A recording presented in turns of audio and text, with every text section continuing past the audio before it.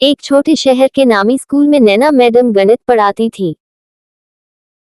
उनकी सख्ती और ईमानदारी की वजह से बच्चे उन्हें पसंद तो करते थे, लेकिन कई छात्र उनकी सख्ती से परेशान भी रहते थे। इसी कक्षा में रोहित नाम का छात्र था, तेज दिमाग वाला, लेकिन पढ़ाई में मन कम और शरारतों में ज्यादा।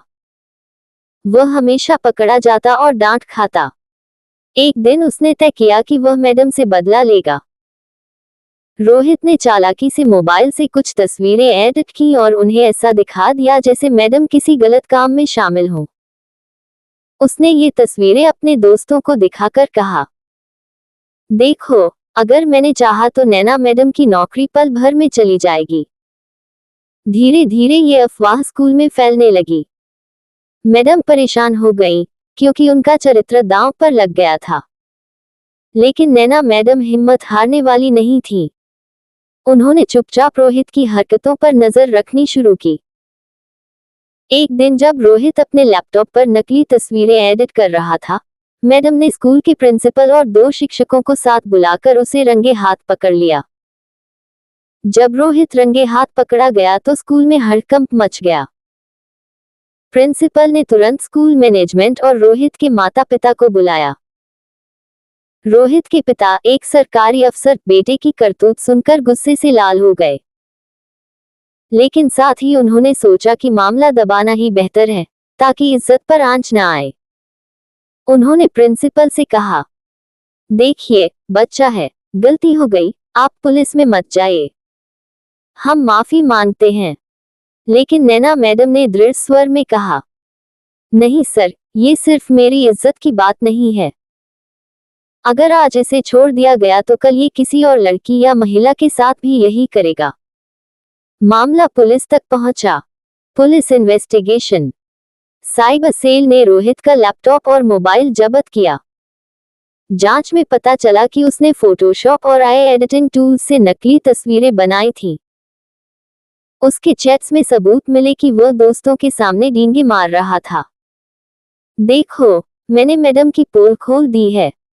सारे सबूत पुख्ता हो गए। Court case. मामला कोर्ट में चला। रोहित के वकील ने कहा, जज साहब, ये बच्चा नाबालिग है, इसे सुधार की जरूरत है, जेल नहीं। लेकिन नैना मैडम की तरफ से वकील ने दलील दी, यह मासूमियत नहीं, बल्कि सोची समझी चाल थी। अगर मैडम समय रहते हिम्मत न दिखाती तो उनकी पूरी जिंदगी बर्बाद हो सकती थी। जज ने सारे सबूत देखकर फैसला सुनाया कि रोहित को जुवेनाइल होम भेजा जाएगा, जहां उसे सुधारात्मक शिक्षा मिलेगी। रोहित की मां अदालत में ही फूट फूट कर रोने लगी। अगर हमने बेटे की परवरिश में थोड़ी और सख्ती की होती तो आज ये दिन न देखना पड़ता। रोहित खुद भी रो पड़ा और नैना मैडम से माफी मांगते हुए कहा, मैडम, मैंने गुस्से और बचपने में बड़ी गलती की, कृपया मुझे माफ कर दीजिए। नैना मैडम ने शांत स्वर में जवाब दिया, गलती स्वीकार करना पहला कदम है। उम्मीद है अब तुम सच का रास्ता चुनोगे। रोहित को जुवेनाइल होम भेज दिया गया। वहां पहले तो उसने बगावत की, लेकिन धीरे धीरे उसकी सोच बदलने लगी। उसे हर दिन काउंसलिंग मिलती थी, और वहां उसने ऐसे कई बच्चों को देखा जो छोटी छोटी गलतियों के कारण अपनी जिंदगी बर्बाद कर बैठे थे। एक दिन जुवेनाइल होम में नैना मैडम भी आई। वहां वे बच्चों को साइबर क्राइम और जीवन में ईमानदारी पर लेक्चर देने आई थी। जब रोहित ने उन्हें देखा तो उसकी नजरें झुक गईं। लेकिन मैडम ने उसे डांटा नहीं, बल्कि मुस्कुराते हुए कहा, रोहित, अगर अपनी बुद्धि का इस्तेमाल सही दिशा में करो तो जिंदगी बदल सकती है। तुम्हारा दिमाग बहुत तेज है, उसे गलत काम में क्यों बर्बाद करना। इन शब्दों ने रोहित का दिल छू लिया। 5 साल बाद रोहित अपनी सजा पूरी करके बाहर निकला। इस बार उसने तय किया कि अब अपनी पहचान गलती करने वाले की नहीं, बल्कि गलती सुधारने वाले की बनाएगा। उसने साइबर सिक्योरिटी की पढ़ाई की और एक एथिकल हैकर बन गया।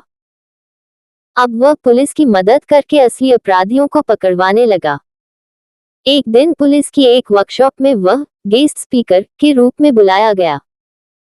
स्टेज पर खड़े होकर उसने कहा, मैंने कभी एक मासूम शिक्षिका को बदनाम करने की कोशिश की थी।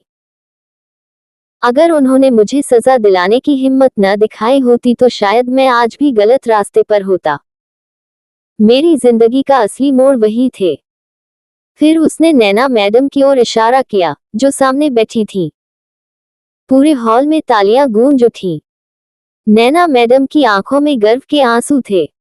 उन्होंने मन ही मन कहा, शिक्षक की जीत यही है कि उसका विद्यार्थी गलती से सीखकर सही रास्ता चुने। गलती करने वाला भी बदल सकता है, बशर्ते उसे सही समय पर सजा और सही दिशा में प्रेरणा मिले।